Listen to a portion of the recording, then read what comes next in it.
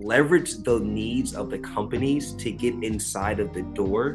And then once you're in, just work your butt off to make sure that you're then building to catch up. So that way you're always staying relevant. We've seen some pretty cool partnerships come in because we led with the cause and not necessarily with the direct output or just asking for money because, Joe right down the street asked for the same thing.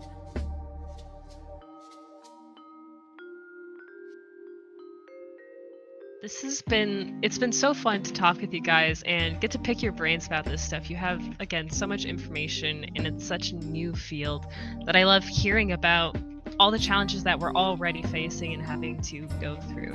So thank you guys so much for participating. Yeah, I mean, my path was definitely, I don't even know if there is a traditional way, but it was non-traditional, I'll say. When I first went to school, I was studying engineering, and then I decided I didn't want to just design things. I actually wanted to be more of part of the business side of sports. And I had a professor that had come from the world of NASCAR, and that was my first internship. I worked a bit in NASCAR, and then it just opened the door to some other opportunities in different sports. And then all of a sudden I found myself going back to graduate school and doing an MBA and a master's in sport entertainment management, and then kind of jumping into some teams on the side of partnerships. And that just kind of where I decided I wanted to continue my path in traditional sports. And then I think maybe 6 months into my second job in traditional sports, we acquired an esports team. And at that time, it was the first pro sports company in the US to do that. And no one really knew how to take the lead with it. And I just wanted to differentiate myself internally and find kind of a unique way to stand out. And, I had been a gamer growing up, so it was a natural fit for me to say, hey, I want to take the lead on this and try and, establish this from a partnership perspective of how do we introduce this property and what esports is to brands. And it just kind of took off from there. So kind of roundabout from working in engineering to then traditional sports and now esports. Yeah, that's awesome. Does anyone else want to kind of elaborate on how they got into it? Hawk, do you have? I mean, I can. It's my path is very sweaty. Sorry, Hawk. You go ahead. No, by all means, go for it. Yeah, mine's a little. So I used to be a touring musician back in my younger days. So I've been in the music industry, and I got into sales and partnerships. And then, same as Jordan, I'm sure as everybody here, gaming's been a huge part of my life forever. So when I decided to make the jump to esports, I identified a need. When I joined, there wasn't really the concept of a partnership manager yet. It was still just kind of a team of 3 people managing the entire company. So what I did was I actually lived in San Francisco at the time, and this is when LCS was just kicking off. I think Overwatch League was just getting started, and I made a pitch deck as if I was the partnerships person for every team in both leagues. And I drove down to LA every weekend for 6 months, and I would stand outside the games and I would wait for all the team owners to come out, and I would pitch them myself in my pitch deck, and I would say, I made this for you. This is what I can do. I know you need someone like me, basically. And after about 6 months, got a job at Immortals, and 2 years later, Tempo Storm called me and said, hey, I heard you left Immortals, come work for us. So that's how I got in. Wow. I wasn't expecting you to lead off with, so I was a musician. Yeah, I don't know, I've been all over the place. Yeah. So just to show there's not necessarily one direct path into a career in esports. There can be many, many ways in. Yeah, absolutely. It's such a new and developing field. There isn't really a normal, as Jordan said, a traditional way to get into the field yet, Yep. Awesome. And anyone else want to answer that, or? I feel like it's kind of hard to follow the pitching guys at LCS every week for 6 months. I don't know if you can top that. I mean, my experience, I've been on the agency side, like I mentioned, for a while here, and Ben Spoon, CEO of Misfits Gaming, hit me up and was like, hey man, do you want to run the agency here at Misfits? And I was like, I don't want to do that, but let me tell you what I do want to do. And that was my first like taste working in esports. Was I pitched Ben on what I wanted to do, and what I wanted to do was run influencer marketing and kind of be that segue between partnerships and getting partnerships like I do traditionally on the agency side, and kind of connecting that with the partnerships team on the traditional esports side. So I got in a very unconventional way. I've been known for saying, I don't want to do that. Let me tell you what I want to do instead. And it has served me well so far. That's awesome. And Ryan Johnson, can you introduce yourself a little bit and then tell us how you got into it? Yeah, for sure. I'm sorry, I had some technical difficulties logging on a little earlier, but yeah, for sure. My name is Ryan Johnson, the founder and CEO of Cxmmunity in the HBCU Esports League. So I got started in gaming. So right out of college, I graduated college 2015, and I started working in technology as literally selling phones door to door to various businesses in the metro Atlanta area. But simultaneously, while I was doing that sales job, I was going to school at Georgia State, getting my master's in sports administration. Because I'm assuming like everyone else here, I've been a huge gamer my entire life. Halo 2, in my opinion, is still the best game that's ever been created. But then also I played collegiate basketball, and I still play basketball. So I always wanted to work at like the intersection of technology and traditional sports. So right around 2018, I left corporate America, and I ended up interning for a venture capital firm that focused on sports, entertainment, and media startups. And one of their first investments in metro Atlanta was an esports company called Access Replay that serves as an esports production house, but also as a LAN center in metro ATL. So some years passed by. I ended up starting my own company last January. So last January, we launched Cxmmunity. It was just myself, but now we have a team of nearly 18 people. We host weekly programming on Twitch via our HBCU Esports League. Have some pretty cool partners that are doing this. I'm excited to really share, how we've helped esports orgs that literally did not exist prior to COVID, and like help them become like really generating revenue for themselves just through strategic partnerships and ongoing continuous programming at their various schools. So excited to meet everybody here as well. Yeah, that's awesome. Yeah, there's so many different backgrounds here and how we got into esports, and it's always so interesting to me because again, there's not a traditional way. We just seems like we all just kind of found our way into it, and now we're here.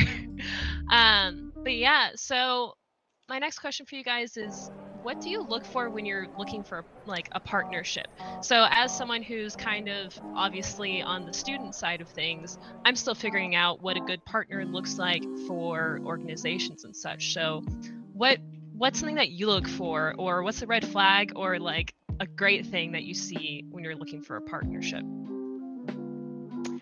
I would say personally that's something I really like in a partnership, and let's be clear here, I love all of our partners. It has nothing to do with that or anything like that, but I do think it's exciting when it's a partner where this is their first ever spend in esports. I think that's really exciting for a lot of different reasons. For one thing, it's exciting for us as an org just because we are that company that is bringing them into the space, which means if we perform well, that could really be a long-term partnership that can go even for many years. But it's also just great because typically the partners are really excited because it's their first time ever spending in this space, and they've got all these great ideas, and they want to do X, Y, and Z because they've seen all of these different things done by other people, maybe other similar brands in the space, and now they're really excited to jump in themselves. So really do enjoy, there's great things about all partners obviously, but it's really fun when it's someone that's never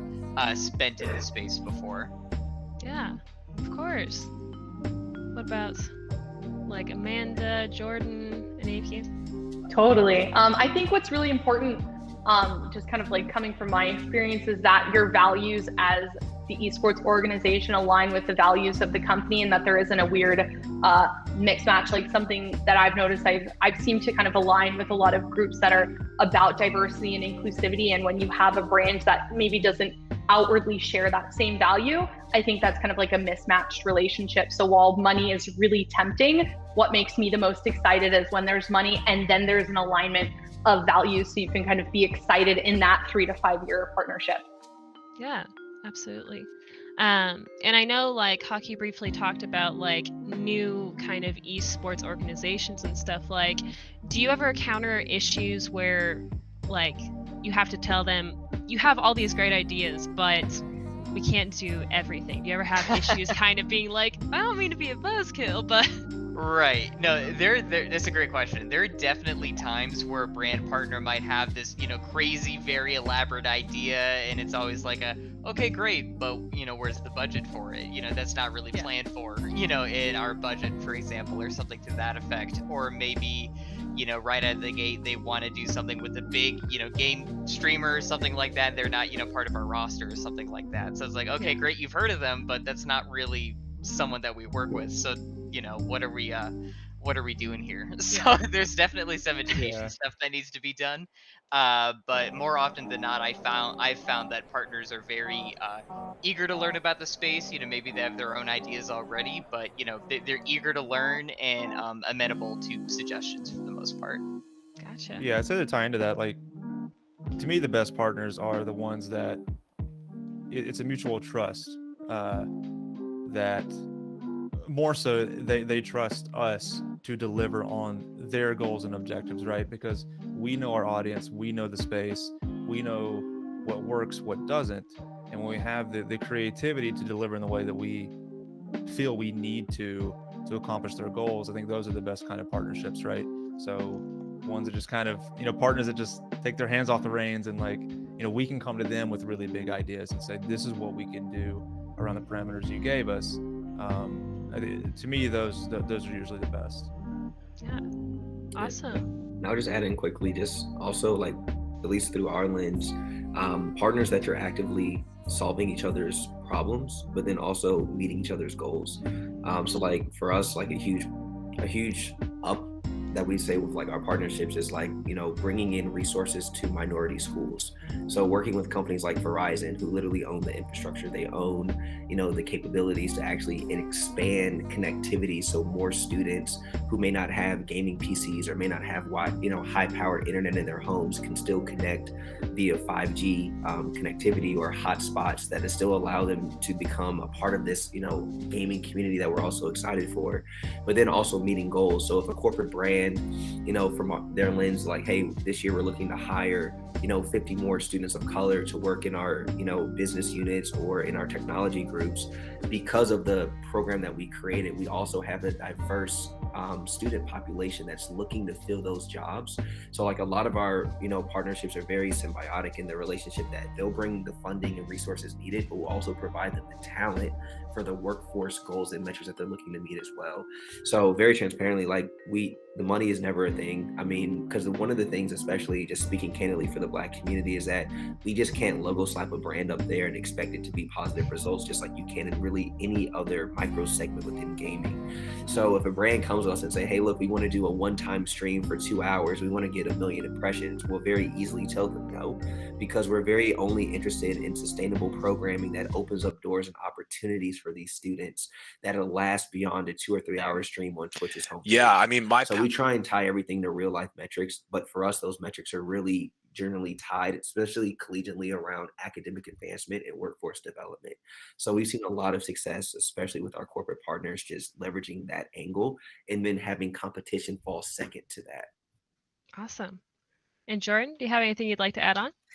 Yeah, I mean, honestly, everyone's hit the perfect points, and I think building off this last one too, it's about, like, building for a long term. You can do these shorter, like, campaign type partnerships that may have some type of impact, but to really build a true partnership, it takes time.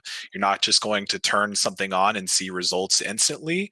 If you want to build something that's successful, it takes years of working together, and so throughout every partnership that we do, we always want to build for the long term, even past what the contract says. Like, that's really just the starting point for us, and the goal is always to under promise and over deliver at the end of the day. So yeah, having just that long-term vision through everything that we do and finding partners who see it with that perspective. They're not just trying to jump into esports because it's the popular thing right now. They see other brands, whether it's their competitors, whoever else doing it, just because it's some type of buzzword. They actually believe in the space and they see where it's going and they want to support it and be a part of it. So yeah, that's, I think, what's important to us.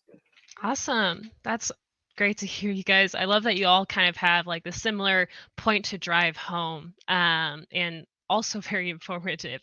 Um, I guess my next thing would be, we've talked about how you kind of get into these relationships and what makes a good partnership.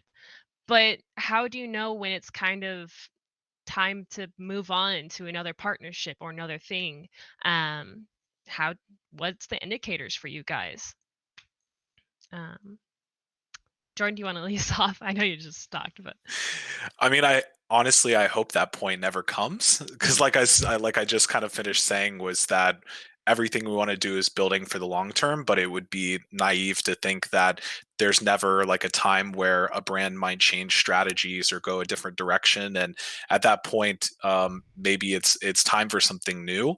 I think seeing things that maybe get stale or don't perform as well is an indicator that something needs to change. And sometimes it's just the campaign itself, or whatever, asset might be in the contract that we're delivering on. Maybe that isn't the right fit anymore. At the beginning of the partnership, when it first started, it was a great idea, but ultimately wasn't successful. And so for us, like, we constantly want to change and adapt and make sure that we're like challenging ourselves to make sure that everything's successful. And sometimes we're able to do that successfully, and sometimes a brand changes their mind or direction and there's nothing that you can do. So I think the indicator could be that maybe something's just not performing as well from a content perspective or a social point of view. But yeah, it's always a painful time to see a brand that you've built such a strong relationship with, if they no longer want to be there. But yeah, I think again that's why it's important to find partners who have a long-term vision.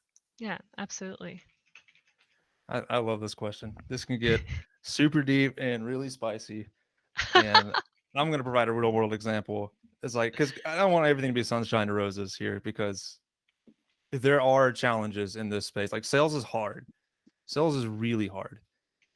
Relationship management is really hard. It takes a special skill set to, like, every relationship you get in with a client is not going to be sunshine and roses, right? You're going to have difficult clients. You're going to have relationships you have to find a way to build a bridge between, because it's your job to get that revenue in the door. Like, we can talk about, results and community building and things that build to a larger purpose, because those things are very important. But typically, the bottom line is the bottom line. What revenue you bring in the door, and sometimes you're not in a situation to where you can afford to say no to something, right? Sorry if I'm going on a bit of a tangent here. I love this question. This is the one question I was really looking forward to today. Because, so for example, a couple years ago, we were in a situation to where, I think I mentioned on the call just before a lot of people got on, like, a couple of our esports teams were terminated overnight because a developer decided to shuttle those esports teams, right? We had spent millions of dollars on these leagues and they're gone overnight. We lost our investment. We lost our bottom line. We lost teams. We had contracts to pay, players to pay, employees that now would needed severance packages, things like that, right? So overnight, we had this gigantic these expenses to fill, right? And we had great partners at the time, but then all of a sudden it's like, we got to get money in the door. We got to find partners now. And we're in a situation to where we didn't necessarily have the runway we wanted to vet those partners, right? We didn't have that luxury. So we had a partnership that was horrible from the beginning. I'm not going to name any names. You can probably dig on our Twitter and find out pretty quickly. But there was just there's a complete misalignment of goals and expectations and deliverables between this client, what the goals they wanted from esports and the esports community as a whole, and what we wanted to deliver to our audience and our fans. And at the end of the day, we had to make the decision, like, I'm just gonna be very candid here. We had to find a way to creatively move forward with that partnership because we needed the funds, right? And not everybody's in that situation, but some people are, and some people will be if they get into this industry. Was it worth it? Probably not. We got through the storm. We came out on top. But that was a very difficult time, and it took everything I had to bridge this massive gap between what our community wanted, what the brand wanted, and as soon as that expiration date on that contract was up, we were happy to part ways, right? And um, there are other similar situations to where we partnerships with amazing brands, but the partnership manager on their end, or you, for whatever reason, like, you just clash. You can't see eye to eye. There's some kind of communication thing that you may have to overcome and find a way. And that is part of your job, right? Because at the end of the day, you need to protect the revenue and the income of the company so that you can continue to do the things you want to do as a company. That was a bit of a tangent. I just wanted to point out that, like, that is a big part of being a partnerships manager is yes, your job is to build alignment between brands in your brand, but also in hand with that it is your job to manage that relationship, to find that bridge and to build it. Whether it's a mutual one or not, you might have to single-handedly build that bridge yourself when nobody else is helping you, right? It's part of the fun, it's part of the challenge. Yeah. Awesome. Thank you so much. I was also wondering, I mean, you guys are obviously very experienced in this field. I mean, you have a lot of stories and a lot of information to share. For people who are just trying to kind of break into this, who are esports hopefuls, or people who are trying to break into like streaming and trying to like get more into that, what advice would you give them for finding partners or getting their name out there and kind of building up what their brand is, I guess? I would say one thing that we've seen success is that go knowing what you actually want in return. So a lot of people usually say like, hey, I want a sponsor, but they don't even really know what that means. It's kind of like the cool thing to say. But like, hey, go in there because of course it's very transparent. And the thing that sucks about this digital age that we live in, that everything is measurable, right? There's literally algorithms, there's computers, there's softwares that say, hey, look, you have averaged this many likes, this many comments. Here's what's going to be our generated ROI. So in an event very transparently like us, I mean, unlike a Misfits or a G2, like we don't have hundreds of thousands of followers. We don't have tons of subscribers. But what we had was a cause that we could sell that brands could buy into and then grow with us along that journey. And I've seen similar investments also be made in creators. So, a huge push right now for those who are listening is like in gaming, the need to support, the LGBTQ community, the need to support women, the need to support creators of color. Leverage the needs of the companies to get inside of the door. And then once you're in, just work your butt off to make sure that you're then building to catch up. So that way you're always staying relevant. Because very transparently, the only thing there's way more valuable things in life than the amount of followers or subscribers that you have. And you can also sometimes bring a lot more unique elements to the table, should you run into some of those challenges. And I'm just sharing that as a founder, a brand new company, less than a year old. So that's just kind of like my 2 cents, but you definitely can go very far in the space, not being the biggest name.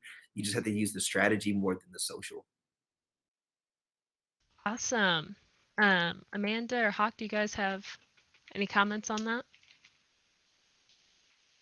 Totally. Yeah. So I definitely agree with what Ryan said about like, if you're part of something that's a bit smaller and you don't have some, huge name with amazing numbers and analytics to back you up, really being able to like effectively communicate the value add that you have, the value add that your community has with brands, you will find kind of like what I mentioned maybe 10 minutes ago, you will find brands that attach that and allow for that. I work in the nonprofit space a lot with women in Games International and queer women of esports. And that's a huge thing for us, especially being on the smaller side. So while that may not be an esports partnership per se, I think there's a lot you can take away from that if you have a cause and a reason and like that community behind you, you will be able to still find those meaningful and lucrative partnerships without having to have those numbers to really back you up completely.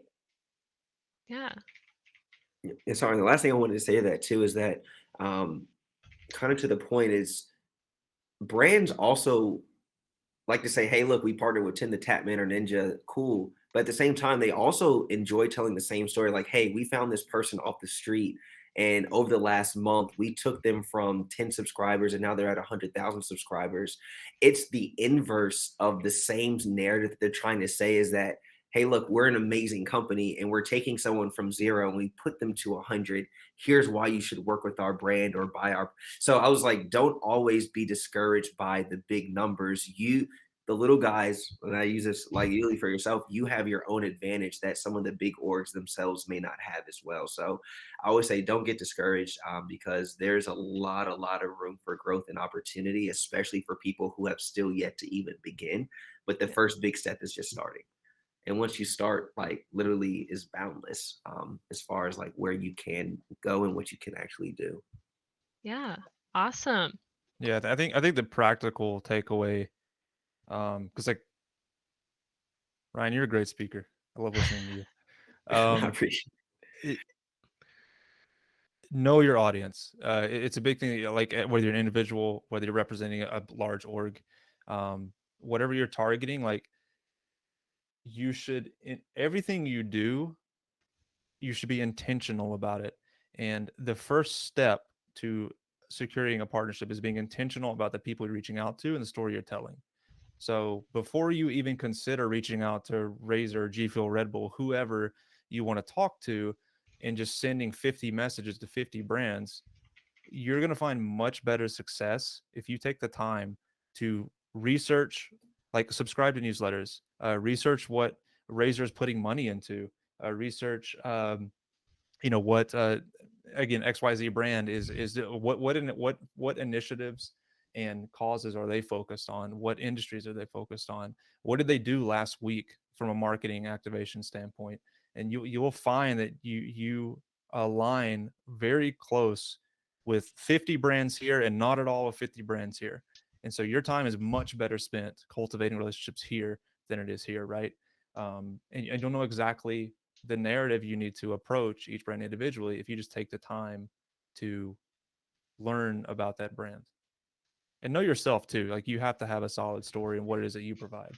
That's key as well. Again, whether you're an individual or a corporation or a company, you have to know what value you provide. Yeah. Do any of you have any advice for like collegiate organizations? For example, like where I work, do you have any tips for college organizations trying to find partnerships? Because it can be kind of tricky with universities and stuff like that. So do you guys have any advice for forging those relationships? I was actually speaking with a collegiate director a couple weeks ago about this, and it's something that I struggled with a lot in my previous job because used to work at a sports marketing agency where we built a collegiate esports event, a Rocket League tournament.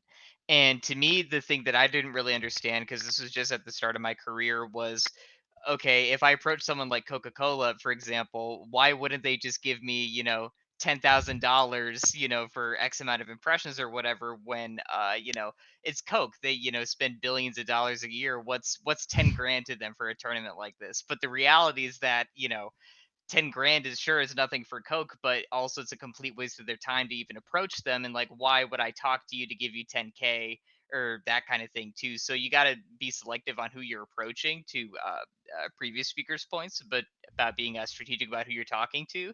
So I would really encourage approaching more like local companies that could really benefit from really getting that local reach even within the school itself. So if there's a big company that's in your town, your state, or in your region, or something like that, that's more who I would be approaching, as opposed to like a big multinational or national brand. Talk to someone that's more local and could really activate in a way that's probably more meaningful for the students too, because it is something that is more tangible for them.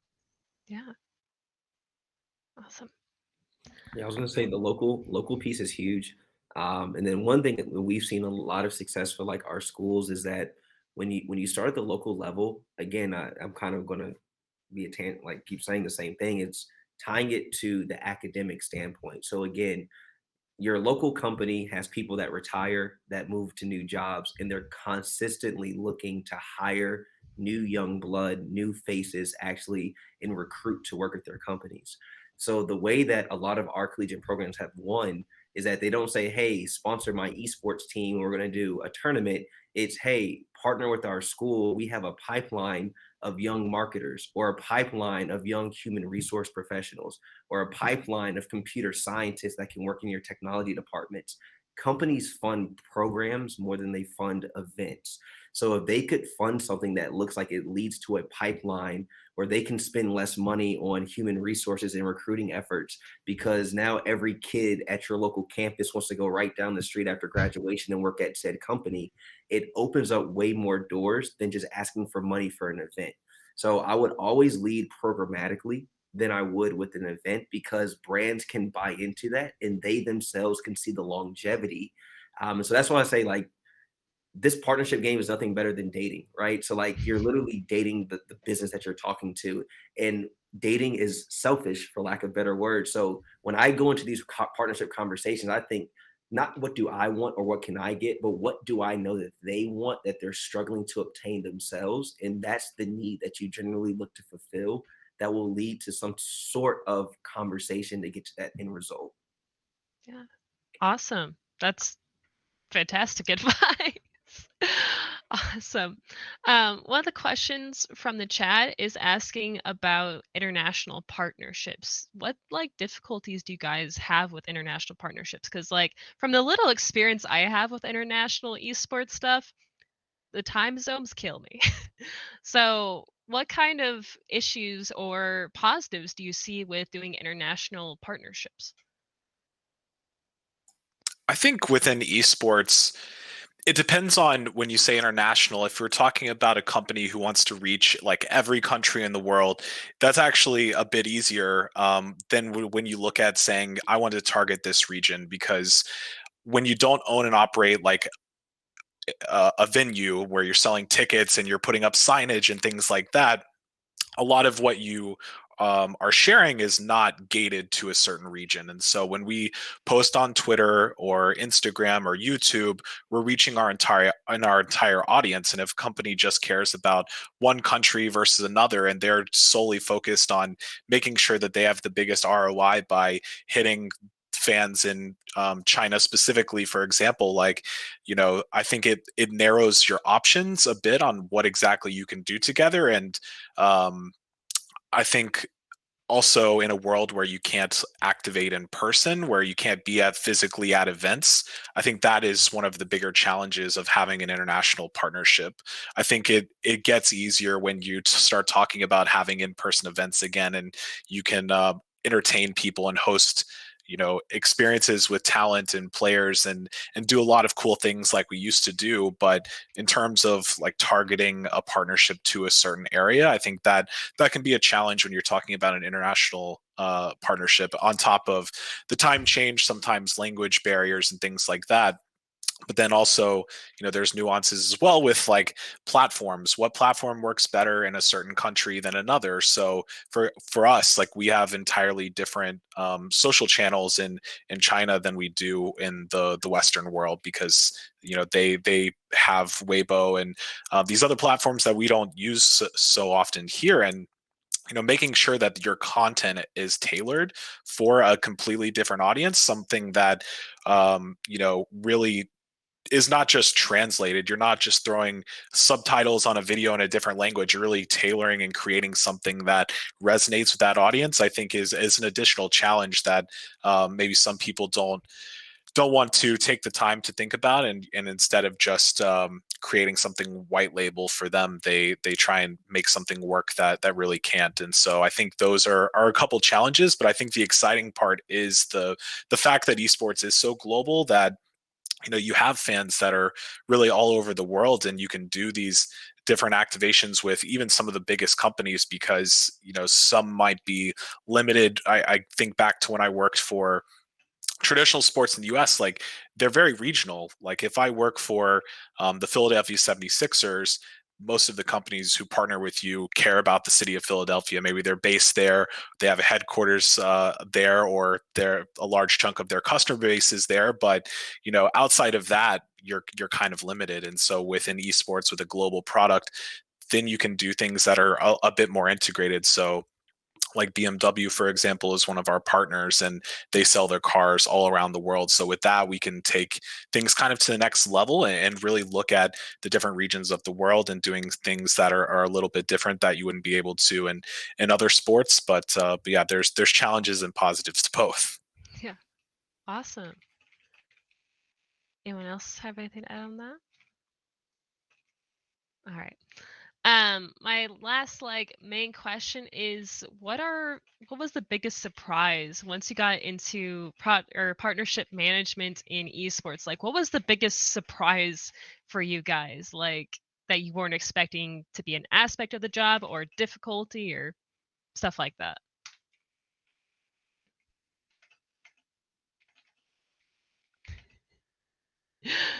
That's a really good question. Yeah, I don't have an answer. I just wanted to acknowledge that you said something while we all think about it. I don't know this. I don't love this answer, but I'll give it. I mean, it's just how much of how much like a startup the role functions. I guess it depends on where you're at too, right? But when I entered into the space and the role, like it is very much like you own this department and you do what you have to meet the goals that we have as a company.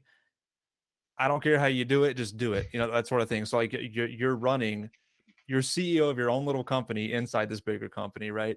And with that comes a bit of a learning process of, all right, how do I build this infrastructure inside this company, right? It's I need to talk about staffing and roadmaps and planning and execution and like deck building and I still got to do all my reach outs and in my relationship building and execution of the campaigns and the marketing around it.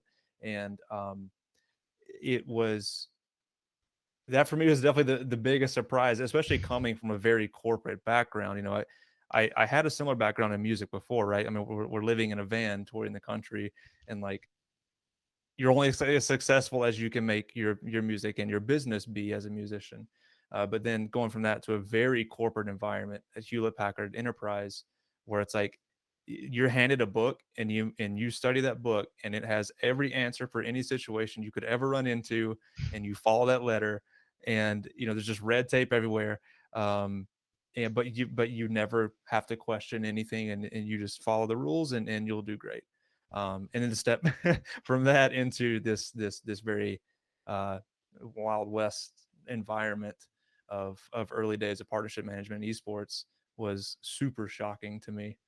I think it's better now. We with the industry has grown a lot in 5 years. The caliber of talent has improved vastly, and I think the examples of others and the structures that are in place and like the bar that's being set every week by the different orgs and different verticals of esports is really helping to accelerate that learning curve.